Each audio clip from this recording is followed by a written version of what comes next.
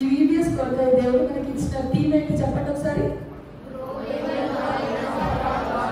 మన ప్రభువైన చెప్పండి, గట్టి చెప్పండి. మన యేసు ప్రభు జ్ఞానమందు అభివృద్ధి పొందుడి. ఎక్కడుంది మాట? 2 Peter 3:18. ఈ లోక సంబంధమైన జ్ఞానం సంపాదించుకోవాలంటే మనం ఏం చేస్తాం కదా? స్కూల్కి వెళ్తాం కదా, బుక్స్ చదువుతాం, తర్వాత ఇంకా ఎక్కువ నాలెడ్జ్ కావాలంటే లైబ్రరీకి వెళ్తాం, చాలా బుక్స్ రిఫర్ చేసి లోక సంబంధమైన జ్ఞానాన్ని సంపాదించుకుంటాం. కానీ దేవుని జ్ఞానంలో మనం ఎదగాలంటే ఏం చేయాలి తెలుసా?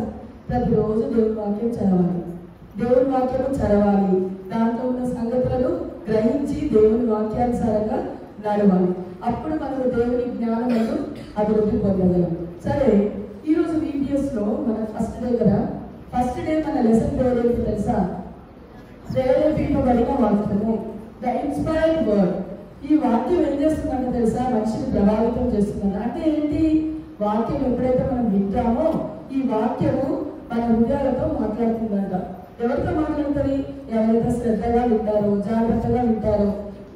దేవుని సంగతులు జేకబ్ ఇటు చూడు, నామకులు.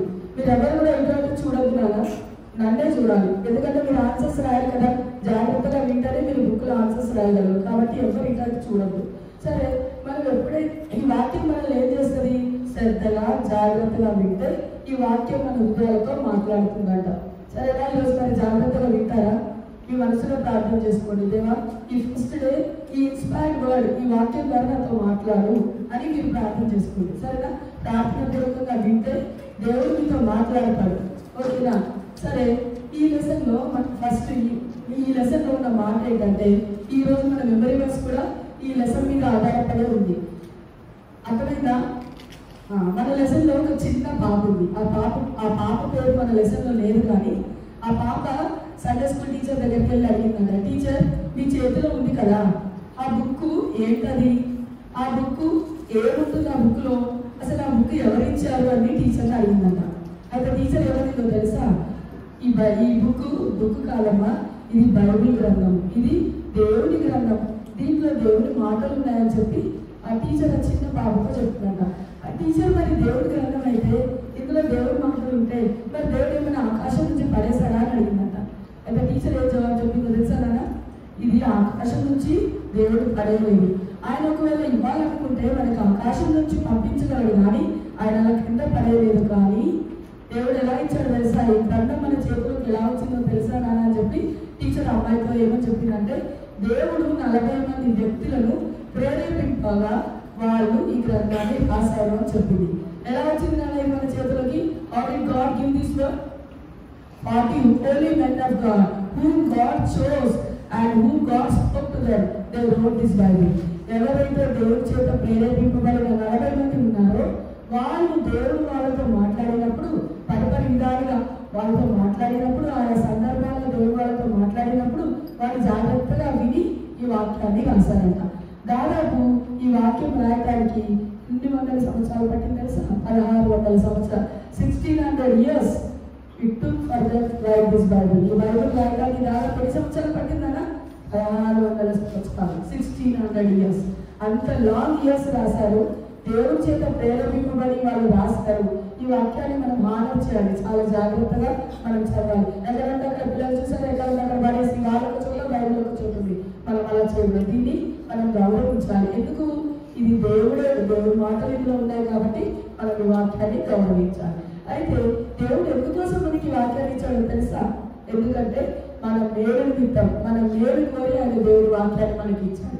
ఈ gave us for our good, మన మంచి కోసం అనే వాక్యాన్ని ఇచ్చాడు. ఇంకా 2 Peter 3:16 ఏముంటుందంటే, ఉపదేశించడానికి అంటే ఏంటి?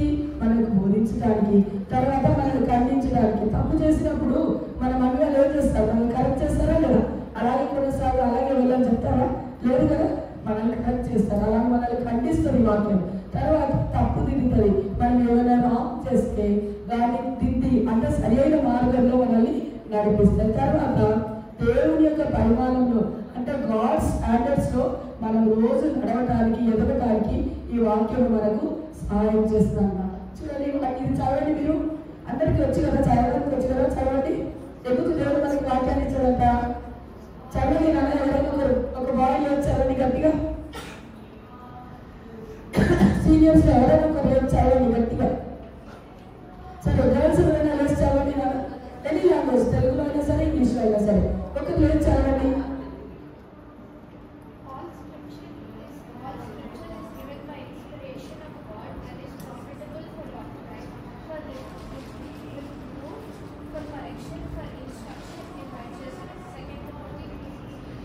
ఈ వచనాన్ని మీరు అక్కడ రాయాల్సి ఉంటుంది కాబట్టి జాగ్రత్తగా గుర్తుపెట్టుకోండి. ఎందుకు దేవుడు మనకి వాక్యాన్ని ఇచ్చారంటే ఉపయోగించడానికి, ఖండించడానికి, తప్పుదిద్దడానికి, నీతి యొక్క శిక్ష అంటే దేవుని స్టాండర్డ్స్ లో, దేవుని పరిమాణంలో మనల్ని నడిపించడానికి ఆయన మనకు ఈ వాక్యాన్ని ఇచ్చాడు. సరే, ఇప్పుడు టీచర్ అదంతా చెప్పిన తర్వాత అమ్మాయి చాలా జాగ్రత్తగా విని, అమ్మో నాకు కూడా బైబిల్ ఉంటే బాగుంటుంది, ప్రతిరోజు నేను ఈ వాక్యాన్ని చదవాలి, ఈ వాక్యంలో ఉన్న సంగతులు గ్రహించాలి, దేవుడు కూడా ఆ పరలోక రాజ్యాన్ని స్వతంత్రించుకోవాలని ఆ అమ్మాయి కూడా అప్పటి నుంచి ఏం చేసిందంటే ఈ వాక్యం చదవడం ప్రారంభించిందంట. అర్థమైనప్పుడు వాక్యం దేవుడి చేత 40 మంది ప్రేరేపింపబడి రాశారు. ఈ వాక్యం దేవుడి వాక్యం పరిపరి విధాలుగా మాట్లాడినప్పుడు జాగ్రత్తగా విని రాశారు. ఇప్పుడు ఆ అమ్మాయికి ఏమొచ్చింది ఆశ?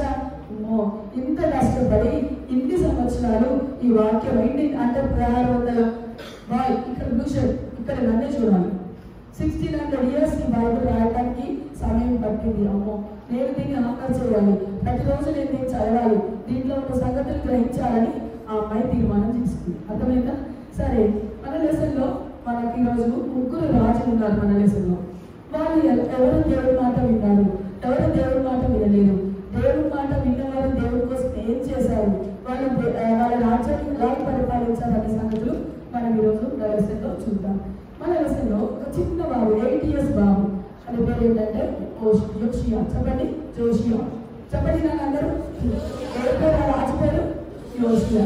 యోషియా రాజు 8 వయసులో యెరూషలేము అంటే యూదా ప్రజల్ని పరిపాలించడానికి దేవుడు అతన్ని రాజుగా చేశాడు, ఆయన రాజుగా చేయబడ్డాడు. అయితే ఈ యోషియా యొక్క తండ్రి ఆయన పేరు ఏంటంటే ఆమోను. చెప్పండి, అమోను. అమోను చెప్పండి, అమోను.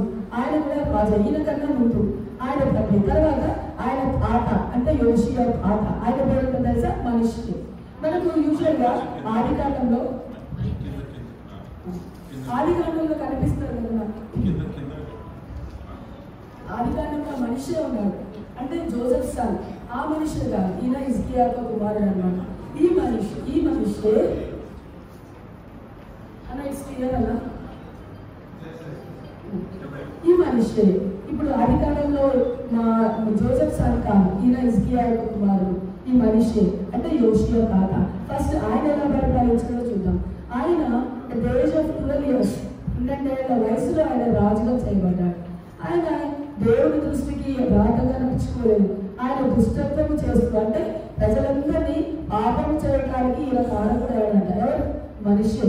ఈ మనిషి 12 years లో రాజు అవుతే దేవుడి మందిరం యెరూషలేములో ఉంటే ఆ దేవుడి మందిరంలో ఉన్నటువంటి యెరూషలేములో జీవంగల దేవుడిని ఆరాధించడానికి బదులు ఆయన ఏం చేశారు తెలుసా? బయలుదేరుడికి బలిపీఠాలు కట్టించి దాన్ని పూజిస్తూ వచ్చినారు. అంతేకాకుండా ఇంకేం చేశాడంటే దేవుడి ఆవరణాలు 2 ఉంటే ఆ ఆవరణాల్లో కూడా ఆయన నక్షత్రాలకి బలిపీఠాలను కట్టించి అక్కడ ప్రజలందరూ కూడా వాటిని పూజించడానికి ఇలా కారణపడయ్యాడు. చూసారా, ఆయన మంచి రాజా. జీవితంలో దేవుని ఆరాధించడానికి బదులు ఏం చేశాడలా? విగ్రహాలను క్రియేట్ చేసుకొచ్చాడు. దేవుడు వాక్యంలో ఉంది, నేను తప్ప మీకు వేరే దేవుడు ఉండకూడదు అని చెప్పాడంటే దేవుడు. అవును కాదు, దేవుడు పని చేసుకోవద్దన్నాడు. అయితే ఇప్పుడు వీళ్ళేం చేస్తున్నారు? ఈ రాజు ఏం చేస్తాడు? బలిదేవతకు విగ్రహం కట్టించాడు, బయలుని పూజించడానికి, తర్వాత నక్షత్రాలకు బలిపీఠాలు కట్టించి వాటిని పూజించడానికి, ప్రజలందరినీ కూడా పాపం చేయడానికి, ప్రజలందరూ వాటిని పూజించడానికి ఇలా కారకుడయ్యాడు. సరే, ఈయన అనుకున్నప్పుడు దేవుడు ఆయనతో మాట్లాడారు, జనులతో ఆయన ప్రజల్ని పరామర్శించినప్పుడు ఆయన ఏం చేశాడంటే దేవుడి మాట వినలేదు, ఆయన సరి చేసుకోలేదు. అప్పుడు దేవుడు ఏం చేశాడంటే ఈ మనిషి రాజుపైకి సిరియా దేశపు సైన్యాధిపతులని ఈయన పైకి పంపించాడు. ఆ సిరియా దేశస్తులు ఈయన పైకి యుద్ధానికి వచ్చినప్పుడు ఈయన చుట్టూ ముట్టేస్తాయి, తప్పించుకోగలడా? ఇప్పుడు 4 వైపుల శత్రువులు వచ్చి అటాక్ చేసేదానికి ఒక రాజుని తప్పించుకోలేడు కదా. ఆయన కూడా మరి తప్పించుకోలేదు, వాళ్ళకి సరెండర్ అయిపోతూ వచ్చాడు. అయితే వాళ్ళు ఈ సిరియా దేశం స్థిరాధిపతులు ఏం చేస్తారంటే ఈయన సంఖ్యలతో బంధించేశారు. బంధించి బబులోను దేశంలో ఉన్న బంధితులు అంటే అక్కడ ఉన్న జైలుకి, బబులోను దేశంలో ఉన్న జైలుకి అని తీసుకుని వెళ్ళిపోయారు.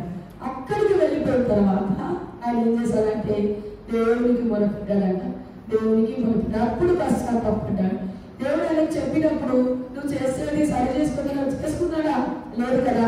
ఎప్పుడైతే శ్రమ వచ్చిందో అప్పుడు దేవుడు ఆ బందీగృహంలో ఉన్నప్పుడు ఈ మనిషిలో దేవుడికి మొరపెట్టాడు. దేవుడు ఆయన మొర విన్నాడు. విని ఏం చేశాడు తెలుసా? ఈ మనిషిని తిరిగి తన రాజ్యానికి తీసుకుని వచ్చాడు. చూసారా నాన్న, మనం కూడా ఏం చేస్తాం? శ్రమ వచ్చినప్పుడు, కష్టం వచ్చినప్పుడు, ఇబ్బంది వచ్చినప్పుడే ప్రార్థన చేసుకుంటాం. మిగతా టైంలో చేసుకుంటామా?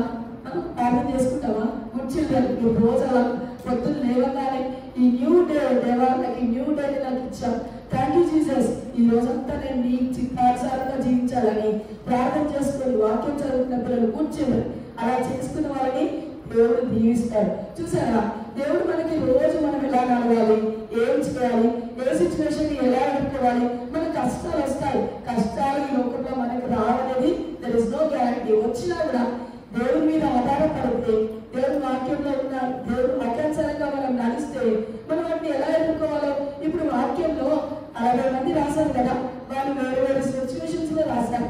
అంటే అవన్నీ దేవుడు మనకు ఎందుకోసం రాసిపెట్టుంటాడు? మీకు కూడా అలాంటి సిచ్యువేషన్స్ వస్తాయి. ఆ సిచ్యువేషన్స్ లో వాళ్ళు ఎలా ఎదుర్కొన్నారు, వాళ్ళు ఎలా ప్రార్థన చేస్తారు, వాటిని ఎలా ఓవర్కమ్ చేస్తారు, అంటే వాటిని వాటిని ఎలా జయించారో మీరు కూడా అలా జయించాలని చెప్పి దేవుడు మనం మేలు కోరి మనకు బుద్ధి కలగడానికి దేవుడు రాసిపెట్టాడు. కాబట్టి మన కష్టం వచ్చినప్పుడు ఎవరి దగ్గరికి వెళ్ళాలి? దేవా, నాకు మ్యాథ్స్ చాలా కష్టం, ఇది నేను చెయ్యలేను, నాకు ఎలాగైనా సరే నేను పాస్ అవ్వాలి, నాకు జ్ఞానం ఇవ్వండి దేవుడు అడిగితే జేమ్స్ 1:5 అడిగిన వాళ్ళందరికీ ధారాళంగా దేవుడు జ్ఞానం ఇస్తాడు కదా. మరి దేవుడు అనుమతిస్తాడా లేదా? ఇస్తాడు కదా. మనిషి రాజు ఎప్పుడైతే ఒప్పుకున్నాడు ఏం చేశాడు? దేవుడు ఆయనని తిరిగి తన రాజ్యానికి తీసుకుని వచ్చాడు. సరే, ఇప్పుడు మనిషి ఆయన దాదాపు 55 years, 2 సంవత్సరాలు ఆయన పరిపాలించాడు. చెప్పండి కదా, 55 years ఆయన పరిపాలించిన తర్వాత ఆయన చనిపోయాడు. ఆయన చనిపోయిన తర్వాత ఆయన కుమారుడు అమోను ఆయన రాజుగా యూదా ప్రజలకు, యెరూషలేము కాపురస్తులకు ఈయన రాజుగా చేయబడ్డాడు. ఈయన మరి ఇప్పుడు యోషియా యొక్క తండ్రి. యోషియా యొక్క తాతగారు మనిషి.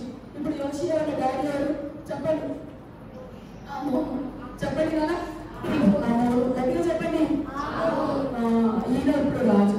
ఈయన 22 years అప్పుడు రాజుగా చేయబడ్డాడంట. కానీ 22 years మాత్రమే ఆయన ఈ యెరూషలేము కాపురస్తుల యెరూషలేము పట్టణాన్ని పరిపాలించాడు. ఈయన కూడా వాళ్ళ డాడీ మొదట వాళ్ళ డాడీ ఎలా ఉన్నారో అలాగే విగ్రహ దేవతలు నైవేద్యాలతో బలిపటాలు కట్టి ఆ విగ్రహ పూజలో ఇంకా ఎంకరేజ్ చేశాడు. ప్రజలందరూ కూడా ఆ విగ్రహాన్ని పూజిస్తూ వచ్చారు. అయితే ఆయన ఇంకా దేవుని దృష్టికి దుష్కార్యం చేస్తూ వచ్చాడంట. వాళ్ళ తండ్రి కంటే కూడా ఎక్కువగా ఇంకా పాపం చేస్తూ వచ్చాడు. ప్రజలందరినీ తప్పుతో పట్టించడానికి కారణమే. అయితే దేవుడు ఏం చేస్తాడు తెలుసా? ఈయన సరి చేసుకోలేదు అని దేవుడు ఏం చేస్తాడు తెలుసా? 2 సంవత్సరాల్లోపే ఆయన చనిపోయాడు. ఎలా చనిపోయాడంటే ఆయన సొంత సేవకులు, ఆయన దేశంలో ఉన్న, ఆయన పట్టణంలో ఉన్న సేవకులు ఆయన ఏం చేశారంటే ఆయనకు కుట్ర, ఆయన ఎలాగైనా సరే చంపాలని చెప్పి ప్లాన్ చేసి ఆయన పట్టణంలోనే ఆయన సేవకులు ఆయనని చంపేశారు. ఆయన 22 years రాజు అయినప్పుడు ఈ యోషియా ఏజ్ అంటే 6 years. ఆయన 2 సంవత్సరాలు పరిపాలించాడు. చనిపోయాడు. ఆయన చనిపోయిన తర్వాత at the age of 8 years యోషియా ఈ యెరూషలేము కాపురస్తులకి, యూదా జనాంగానికి ఆయన రాజుగా చేయబడ్డాడు. అర్థమైందా? వాయిస్ సరిగా లేదు, ప్లీజ్ కోఆపరేట్ విత్ మీ నాన్న.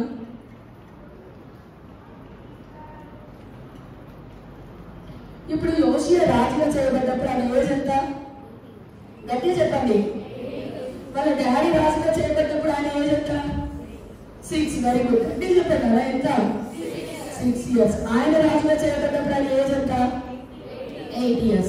సరే, ఈయన రాజుగా చేయబడిన తర్వాత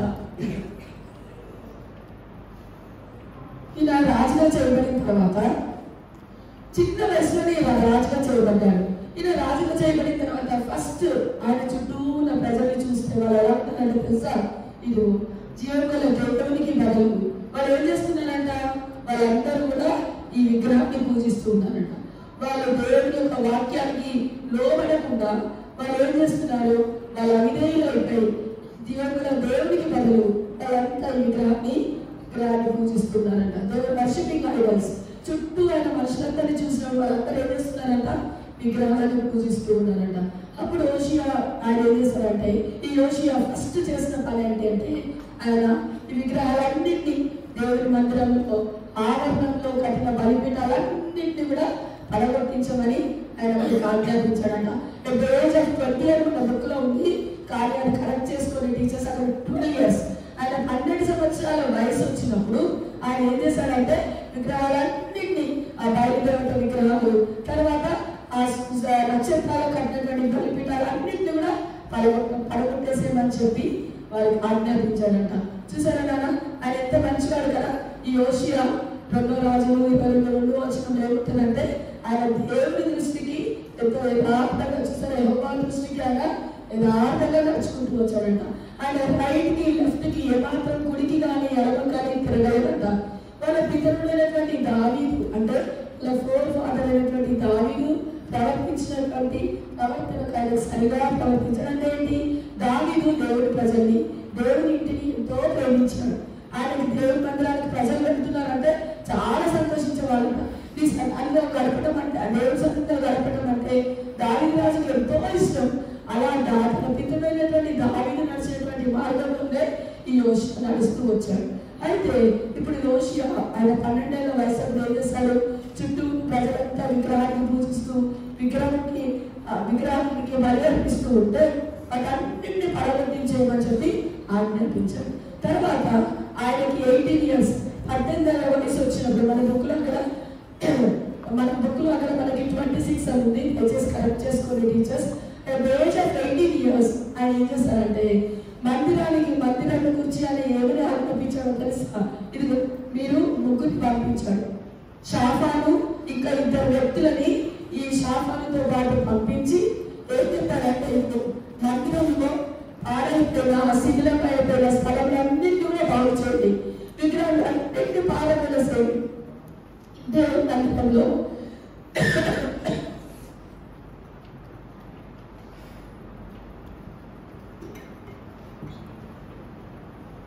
మందిరాన్ని గురించి ఏం ఆజ్ఞాపించాడంటే, విగ్రహాలన్నింటినీ కూడా పారవేసి దేవుని మందిరంలో పాడైపోయిన అంటే శిథిలమైపోయిన స్థలాలన్నింటినీ కూడా బాగు చేయండి అని వారికి ఆజ్ఞాపించాడు. అయితే ఈ శాఫాను ఇంకితర వ్యక్తులు వీళ్ళు వెళ్ళి ఆ మందిరంలో బాగు చేస్తూ ఉంటే అక్కడ హిల్కియా అనేటువంటి యాజకుడు ఉన్నాడు. ఆ యాజకుడికి ఆయనకి ఒక స్పెషల్ ట్రెజర్ అంటే ఒక ప్రత్యేకమైన ధననిధి దొరికిందంట. ఆ ధననిధి ఏంటో తెలుసా? ఆ ధననిధి ఏంటి ఎప్పుడైనా ఊహించారు? ఆ డబ్బులు కాదు. ఏం దొరికిందో తెలుసా? ధర్మశాస్త్ర గ్రంథం, బుక్ ఆఫ్ లా దొరికింది దానికి. మోషే రాసినటువంటి ధర్మశాస్త్రము ఆ 5 పుస్తకాలు కలిగిన చుట్ట యాజకులైనటువంటి హిల్కియా దేవుని మందిరంలో దొరికింది. ఇప్పుడు ఆ దొరికిన ఆ పుస్తకాన్ని ఏం చేస్తాడంటే హిల్కియా తను ఆ శాఫాను ఆ శాస్త్రీయ శాస్త్రం దగ్గరికి తీసుకుని వచ్చాడు. తీసుకుని వచ్చి ఏం చేస్తాడంటే, ఇదిగో మందిరాన్ని బాగు చేస్తున్నప్పుడు ఈ ధర్మశాస్త్ర గ్రంథము అక్కడ నాకు దొరికింది, దీన్ని తీసుకెళ్ళమని చెప్పి శాస్త్రీయ శాఖానికి దాన్ని అప్పగిస్తాడు. అయితే ఈ శాఖాలు ఏం చేస్తాడంటే దాన్ని రాజు అయినటువంటి యోషియా దగ్గరికి తీసుకెళ్తాడు. తీసుకువెళ్ళి రాజు దగ్గరికి చెప్తాడు, ఏమని, ఇదిగో మందిరాన్ని బాగు చేస్తూ ఉంటే ఈ చుట్ట మాకు దొరికింది. వాళ్ళందరూ కూడా అక్కడ ఏం చేస్తున్నారు, విగ్రహాలందరినీ చూడండి, వాళ్ళ దగ్గర సుత్తలు అవన్నీ తీసుకెళ్ళి అవన్నీ పడగొడుతూ ఉన్నారు. అవన్నీ పడగొడుతూ ఉన్నప్పుడు ఇక్కడ హిల్కియాకి రాజకుడైన హిల్కియాకి ఈ గ్రంథపు చుట్ట దొరికింది అని చెప్పి రాజు దగ్గరికి దాన్ని తీసుకొని వస్తారు. తీసుకొని వచ్చిన తర్వాత ఈ శాఖలు ఏం చేస్తారంటే రాజసముఖంలో అది చదివి వినిపిస్తారు రాజుకి. చదివి వినిపించినప్పుడు రాజు జాగ్రత్తగా ఉంటాడు. దాంట్లో ఉన్న సంగతులన్నీ నమ్ముతాడు. నమ్మి ఏం చేస్తాడో తెలుసా నాన్న, దానికి దేవుడు అవుతాడు. ఆ వాక్యంలో ఆ చుట్టమైన సంగతులు అంటే దేవుని మాటల కదా దేవుడు చూపిస్తాడు. అంతేకాకుండా ఏం చేస్తాడు, నేను వింటే చాలు ప్రజలకైతే ఏమైనా అవుతుంది అనుకున్నాడా, అనుకోలేదు. ప్రజలందరికీ కూడా చదివి వినిపించమని చెప్పి జాగ్రత్తగా వింటాడు. విని దాంట్లో ఉన్న సంగతులను నమ్మి వాటిని నిద్రపై ప్రజలందరికీ కూడా చదివి వినిపించమని ఆజ్ఞాపిస్తాడు. ఎప్పుడైతే షాఫాను చదువుతాడో ఈ రాజు ఏం గ్రహించాడంటే, ఏం గ్రహించాడో తెలుసా? అని ఏమనుకున్నాడంటే, దేవుని గ్రంథంలో ఇలా ఉంది కదా,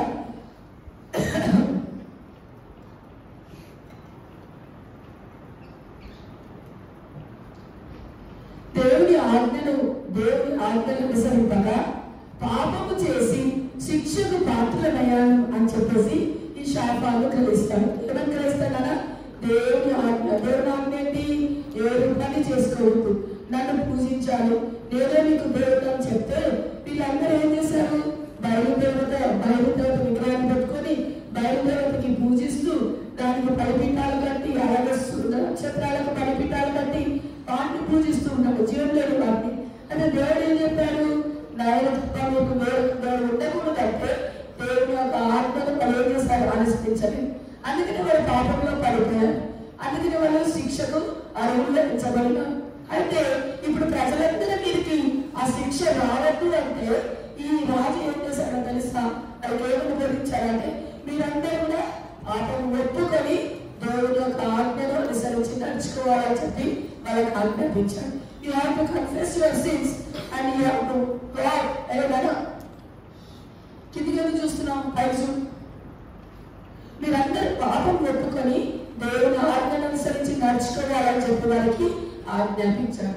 అయితే పాపం చేసినటువంటి వ్యక్తి మొదట ఏం చేయాలి చెప్పండి అలా? ఒకవేళ తప్పు చేశారనుకో, ఇప్పుడు వాళ్ళకి ఏం చెప్పారు? మీరు పాపం చేశారు కాబట్టి దేవుని సన్నిధిలో మీరు పాపం ఒప్పుకొని దేవుని యొక్క ఆజ్ఞ ప్రకారం మీరు నడుచుకోవాలని చెప్పి వాళ్ళకి ఆజ్ఞాపించారు. ఇప్పుడు మనం పాపం చేస్తే చేయాల్సిన పని ఏంటి? దేవుని దగ్గరకు వచ్చి మన పాపం ఒప్పుకొని దేవుని అనుసరించి నడుచుకోవాలి, దేవుని సేవించాలి, దేవుని మార్గంలో నడవాలి కదా. అయితే ఇప్పుడు ఈ హిజ్కియాను ఏం చేశారంటే, వాళ్ళందరూ పాపం ఒప్పుకున్న తర్వాత ఒప్పుకోవాలని వాళ్ళకి బోధించిన తర్వాత పస్కా పండుగను ఆచరించాలి మనందరం కూడా. అంటే ఏంటి? ఎవ్రీ ఇయర్ ఈ ప్రజలందరికీ మోసే ఇశ్రాయేలు ప్రజల్ని బయటకు తీసుకొని వచ్చినప్పుడు దేవుడు వాళ్ళకి పస్కాను ఆచరించి ఐగుప్తు దాస్యం నుంచి వాటిని విడిపించి బయటకు తీసుకొని వస్తాను. అప్పుడు ఆరంభించబడింది పస్కా. అయితే ఈ పస్కాను ఆచరించాలని చెప్పి ప్రజలందరికీ ఆజ్ఞాపిస్తాడు. ఈ పస్కా పండుగ ఎలా చేస్తారంటే, వాళ్ళు 1 year old మేల్ షీప్ కదా, గోట్ కదా, దాని బ్లెమిష్ అంటే మచ్చ కానీ ముడత కానీ ఏ కలంకం లేని ఆ గొర్రె పిల్లని తీసుకుంటారు. నిర్దోషమైన గొర్రె పిల్లని తీసుకుంటారు. ఆ గొర్రె పిల్లని తీసుకొని వాళ్ళు ఏం చేస్తారో తెలుసా? దాన్ని వధించి ఆ రక్తానంతా బలిపీఠ మీద పోసి ఆ గొర్రె పిల్ల లోపల ఉన్న ఇన్నర్ పార్ట్స్ అన్ని కూడా తీసి చక్కగా శుభ్రం చేసి దాన్ని ట్రై చేస్తారు. దేవుడు దాని యొక్క పొగని ఆగ్రహించి వారి పాపంలో కప్పి ఉంచుతారన్నమాట. అందుకే వారి పస్కా బలి పశువుని ఆచరిస్తారు. అయితే ఇప్పుడు ఈ పస్కా బలి పశువుకి సాదృశ్యంగా ఎవరున్నారో తెలుసా? ఇప్పుడు పస్కా బలి పశువుకి సాదృశ్యంగా ఎవరున్నారు? యేసుక్రీస్తు ప్రభువు. యేసుక్రీస్తు ప్రభువు బలి పశువు ఎలాగైతే నిర్దోషంగా ఉంటూ వచ్చిందో, అలాగే మన యేసుక్రీస్తు ప్రభువు నిర్దోషి. ఆయన ఏ పాపము చేయలేదు, ఆయనలో ఏ పాపము లేదు. ఒక పాపము మోసుకొని పోయి దేవుడు గొర్రె పిల్లగా, ఈ గొర్రె పిల్లగా యేసుక్రీస్తు ప్రభువు మన పాపం అంతటినీ ఆయన మీద వేసుకున్నాడు. ఆయన మన కోసం ఏం చేశాడన్నా? ఎలాగైతే ఇది బయలుతో వచ్చిందో మన కోసం శిలువలో ఆయన లేపా వచ్చాడు. ఎలా ఆమె మరణం పొందడా? కాదు కదా. మన చెడు ఆలోచనలు బట్టి ఆయన తలకి ఏం పెట్టాడు? ముళ్ళ కిరీటం పెట్టి నన్ను ముట్టాడు. బ్లడ్ అంతా కూడా కారుతా వచ్చింది. ఎంత బాధ కదా. చింత ములుగుచ్చుకుంటే ఎంత బాగుంటుందా? ఉండలేదు కదా. ఆ ఏం పర్వాలేదు హ్యాపీ అంటారా? చిన్న ములుగుచ్చుకుంటేనే మనకు ఎంతో బాధ వస్తుంది. మనం చెడు ఆలోచనలు బట్టి దేవుడు తల మీద ఏం పెట్టారు కదా? ముళ్ళ కిరీటం ఉంచుతూ వచ్చాను. అట్లాగే మన భూత మాటలు మాట్లాడిన దాన్ని బట్టి, చూడకూడని చూసిన దాన్ని బట్టి, వినకూడని విని దాన్ని బట్టి ఆయన ముఖం మీద ముగ్గు వేస్తారు. ఆయన ముఖం మీద గుర్తుతూ వచ్చారు. ఎంత నింద, ఎంత అవమానం దేవుడు మన కోసం భరించాడో తెలుసా? అంతేకాకుండా మనం చేతులతో చేయకూడని పనులు, కాళ్ళతో వెళ్ళకూడని స్థలాలకు వెళ్ళిన దాన్ని బట్టి కాళ్ళలో చేతుల్లో ఏ కొట్టించుకున్నాడా? మేకులు కొట్టించుకున్నాడు. తన దేవుడు అంతా కూడా ఒకసారి ఆంటీ ఈ తుప్ప నిప్పల లెసన్ చెప్పారు. మీకు గుర్తుందా? నాకు గుర్తుంది. ఆంటీ ప్రాక్టికల్ గా ఇప్పుడు చూపించారు మనకి. ఆ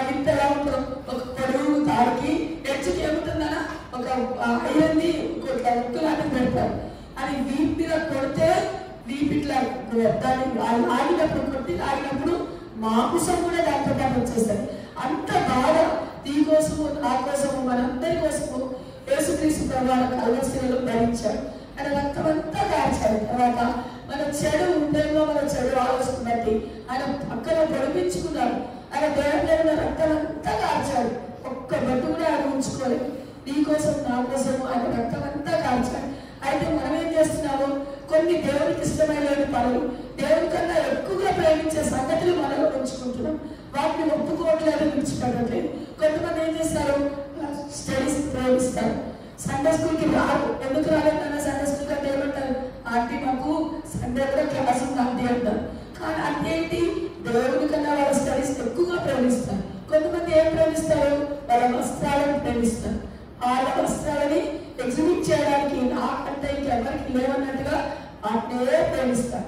కొంతమంది ఏం చేస్తారు? డబ్బులు ప్రేమిస్తారు. డబ్బులు సరైన విధంగా వాడు ఒకవేళ మమ్మీ సండే ఆఫ్టింగ్ ఇచ్చింది అనుకో, ఏం చేస్తారు? ఇష్టమైన వాటిని కొనుక్కోవడానికో లేకపోతే వేడుకో ఉపయోగించుకుంటారు. కానీ కరెక్ట్ గా వేయరు. కొంతమంది పిల్లలు దేన్ని ప్రేమిస్తారో తెలుసా? దేన్ని ప్రేమిస్తారు చెప్పండి? యూజువల్ గా డబ్బులు ప్రేమిస్తారని చెప్పాను, పంటలు ప్రేమిస్తారని చెప్పారు, ఎడ్యుకేషన్ చదువును ప్రేమిస్తారన్న. ఇంకో కొంతమందికి ఇష్టమైనది ఏంటి చెప్పండి? ఫ్రెండ్షిప్. ఎక్కువ శాతము డాడీ పిల్లలతో ఫ్రెండ్షిప్ చేయడమే ఇష్టం. ఎందుకంటే వాళ్ళ డాడీ పిల్లలతో ఫ్రెండ్షిప్ చేస్తే ఏమవుతుందన్నా వాళ్ళ లక్షణాలు అన్ని మనలోకి వచ్చేస్తాయి. వాళ్ళు ఎలా ప్రవర్తిస్తారో అలా ప్రవర్తిస్తాం. వాళ్ళు ఎలా మాట్లాడుతారో అలా మాట్లాడతాం. ఎవరైతే క్లాస్లో నీట్గా దీనుడిగా ఉన్నంత ఫ్రెండ్షిప్ చేస్తే వాళ్ళ లక్షణాలే మనకు వస్తాయి. కానీ పిల్లలు ఈ రోజుల్లో పిల్లలు ఉన్నారు, టీవీ ఇంటర్నెట్ ఏది కావాలంటే అది చూసి వాళ్ళ ఇష్టానుసారంగా వాళ్ళు వాటిని ప్రేమిస్తూ జీవన దేవుని మర్చిపోతున్నారు. అంటే ఈరోజు మన లెసన్లో ఏమని వింటున్నాం? ఏదైతే దేవుని కన్నా ఎక్కువగా నువ్వు ఏది ప్రేమిస్తావో అది నీకు విగ్రహం అయిపోతుంది. నువ్వు దాన్ని అనుసరించి నడుచుకుంటావు. అయితే దేవుడు నీతో ఈరోజు మాట్లాడుతున్నావు. నిన్ను ప్రేమిస్తున్నాను, నీకోసం నేను ప్రాణం పెట్టాను, నీకోసం కల్వరిశిలలో ఒక పాపం వేసుకుని దేవుడు గొర్రెపిల్లగా నేను మీ యొక్క పాపం అంతటి నా మీద వేసుకొని నీకోసం నేను ప్రాణం పెట్టాను. ఇదిగో ఆ చేతులు చాచి ఈరోజు మిమ్మల్ని పిలుస్తున్నాను. మీలో ఉన్నటువంటి ఆ దేవుడి కన్నా ఎక్కువగా ప్రేమించే విషయాలని ఒప్పుకొని విడిచిపెట్టాలని దేవుడు కోరుతున్నాడు. మీరు విడిచిపెడతారా? లేకపోతే వద్దులే ఉంది మేము అలాగే ఉంచుకుంటాం, ఇంకా రేపు ఉంది కదా, టైం ఎల్లుండి ఉంది కదా, 10 days ఉంది కదా BBS లో అనుకుంటున్నారు. రేపు మనది కావునా? ఈ క్షణం తర్వాత మనకి ఏదైతే తెలియదు. నేను మన నైట్ వరకు బాగున్నాను, నేనంతా కోరలేదు. మనిషికి ఎప్పుడు ఏం జరుగుతుందో తెలియదు తెలుసా? అడగడం ఎప్పుడు వస్తుందో తెలుసా? ఎవరికైనా తెలుసా?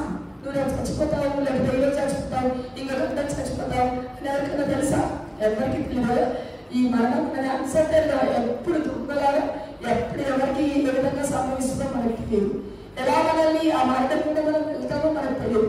దేవుడు మనకి ఇచ్చిన అవకాశాన్ని పైగా ఈ రోజు నాలో ఈ విగ్రహం ఉంది, నేను టీవీని ఎక్కువ ప్రేమిస్తున్నాను, లేకపోతే నేను ఫ్రెండ్షిప్ ఎక్కువ ప్రేమిస్తున్నాను, నా ఎడ్యుకేషన్ ఎక్కువ ప్రేమిస్తున్నాను, లేకపోతే ఇంకేంటి నా డబ్బును ఎక్కువగా ప్రేమిస్తున్నాను, నా క్లోత్స్ ప్రేమిస్తున్నాను, లేకపోతే తల్లిదండ్రులు ఎక్కువగా ప్రేమిస్తున్నారు, లేకపోతే ఇంకా నువ్వు ఏడు దేవుడి కన్నా ఎక్కువగా ప్రేమించినా కూడా అది విగ్రహమే, అది పాపం అని దేవుడు తెలుస్తాము. కాబట్టి దేవుని దగ్గరకు వచ్చి ఆపద ప్రభావం ఇది నాకు విగ్రహంగా ఉంది, ఫ్రెండ్షిప్ నాకు విగ్రహంగా ఉంది, నా ఫ్రెండ్షిప్ అంటే నేను ఆ లోకంలో ఉన్న సంగతులన్నీ నాలోకి వచ్చేసాయి. వాళ్ళని క్షమించి ప్రభావాన్ని ఒప్పుకుంటే దేవుడు క్షమిస్తాడు. దేవుడు మిమ్మల్ని ఎల్లొక రాజ్యానికి వారసులుగా చేస్తాడు, నిత్య జీవాన్ని సమర్పించుకుంటారు. ఈ వీడియోస్ మీ అందరికీ దేవుడు ఇచ్చిన అవకాశం ఎందుకు తెలుసా? మిమ్మల్ని అందరూ నశించుకోవడానికి కాదు. ఇక్కడికి వచ్చిన ప్రతి బిడ్డ ఎల్లొక రాజ్యాన్ని స్వతంత్రించుకోవాలి, దేవుని రాజ్యానికి వారసులు అవ్వాలనే ప్రేమతో దేవుడు మీకు ఈ వీడియోస్ ఇచ్చాడు. ఈ వీడియోస్ లో మీరు దేవుని కోసం తీర్మానం చేసుకోకుండా దేవుని దగ్గర రాకుండా మీరు ఉన్న సంగతులు, దేవుడు చూపించే సంగతులు. ఎందుకంటే ఈరోజు మన లెసన్ ఏంటి? ప్రేరేపింపబడిన వాక్యం. ఈ వాక్యము జాగ్రత్తగా విన్నవాళ్ళని ప్రభావితం చేస్తుందంట. లోక సంబంధమైన ప్రభావితం కాదు నాన్న. ఇది ఏ ప్రభావితం తెలుసా? నువ్వు విన్నప్పుడు నీ హృదయంతో సూటిగా మాట్లాడుతుందంట. మాట్లాడినప్పుడు ఎవరైతే యథార్థంగా sorry I have done this mistake అని చెప్పి ఒప్పుకుంటారు, దేవుడు వాళ్ళని క్షమిస్తాడు, వాళ్ళకు పరలోక రాజ్యానికి వారసులుగా చేస్తారు. అర్థమైందా? ఈ రోజు At the age of how many years Joshua became king? వాళ్ళ డాడీ రాజు అయినప్పుడు ఆయన వయసు ఎంత? 6 years. వీళ్ళ తాత పేరేంటి? అలిషన్. Very good. వీళ్ళ డాడీ పేరేంటి? అమ్మో. గట్టి చెప్పండి. గర్ల్స్ చెప్తారా, బాయ్స్ చెప్పరా? ఈయన రాజు అయినప్పుడు చుట్టూ ఉన్న ప్రజలు ఎలా ఉన్నారు నాన్న? గట్టి చెప్పండి. ఇంకా బయలుదేరి ఒకటేనా? సూర్యుడు చంద్ర నక్షత్రములకు ఆయన బలిపీఠాలను కట్టి వాటిని కూడా పూజించడానికి ఎంకరేజ్ చేస్తూ వచ్చాడు. తర్వాత ఎన్ని ఇయర్స్ కి ఈయన దేవుడి మందిరాన్ని బాగు చేయమని చెప్పాడు? 18. Very good. కాంప్లెక్స్ ఏమని చెప్పాడు వాళ్ళకి? ఎంతమంది పంపించాడు బాగు చేయడానికి? 3. ఏమని చెప్పాడు? మందిరాన్ని బాగు చేయడానికి ఏమని చెప్పాడు? మంచిగా ఉన్న స్థలంలో బాగు చేయమన్నాడా? ఏం చెప్పాడు? మరి గట్టి చెప్పు. కరెక్ట్. అది కరెక్ట్. పాడైపోయిన స్థలాలని బాగు చేయమన్నాడు. ఇంకేం చెప్పాడు? బలిపీఠాలన్నింటినీ కూడా పడగొట్టేసేయమన్నాడు. విగ్రహాలన్నింటినీ కూడా పారేసేయండి, బలిపీఠాలన్నింటినీ కూడా తీసేసేయండి. దేవుడి మందిరంలో ఏవైతే పాడైపోయినాయో ఆ స్థలాలన్నింటినీ బాగు చేయమని చెప్పాడు. ఈయన ఇప్పుడు శాస్త్రం వచ్చి ఈ శాస్త్రి వచ్చి గ్రంథం తీసుకుని వచ్చి రాజు దగ్గర చదువుతూ ఉంటే రాజు వీళ్ళు ఏం చేశాడు అన్న? ఏమనుకున్నాడు? Very good. God bless you. ఒక్కరు విన్నా కూడా చాలు. నిజంగా అటెంటివ్ గా విన్న వాళ్ళే ఆన్సర్ చేస్తాను. నేను ఏం చెప్పాను? ఈ విషయాలన్నీ మీరు బుక్ లో రాయాలి అని చెప్పాను. కొంతమంది ఆన్సర్ చెప్తున్నారు. ఫస్ట్ లైన్ లో వాళ్ళు ఏమన్నాను? సరే, విగ్రహం అంటే ఏంటి? విగ్రహం అంటే ఏంటని చెప్తాను నేను. చెప్తున్నాను, గట్టి చెప్పు.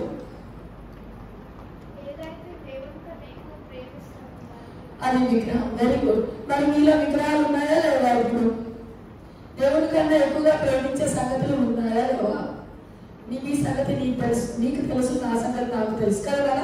ఎవరి జీవితంలోనైతే దేవుడి కన్నా ఎక్కువగా ప్రేమించేది ఏమైనా ఉంటే నన్ను క్షమించమని చెప్పి ఒప్పుకొని విడిచిపెట్టాలి. అట్లాంటి వాళ్ళని దేవుడు క్షమిస్తాడు. తర్వాత తన పనులకు రాజ్యానికి వారసులుగా చేస్తాడు. దేవుడికి ఇచ్చే రక్షణ పొందుకొని నిత్య జీవాన్ని స్వతంత్రించుకుందాం. సరేనా మరి? Thank you children. మీరు అందరూ కోఆపరేట్ చేసి ఆన్సర్స్ చెప్పినందుకు. ఇలాంటి వచ్చి ప్రేయర్ చేస్తారు. తర్వాత ఎవరు వెళ్ళిపోవద్దు. నేను చెప్పినప్పుడు మీరు అందరూ క్లాసెస్కి వెళ్తున్నారు. ఐ ఆస్క్ క్వశ్చన్స్ అంటే మెమరీ వర్స్ చూడండి నాన్న.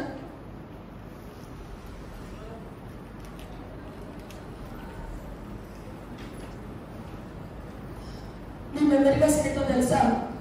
2 Timothy 3:16. ఇదే మీ మెమరీ వర్స్. చెప్పండి నాతో ఒకసారి. దైవజనుడు సంగతుడై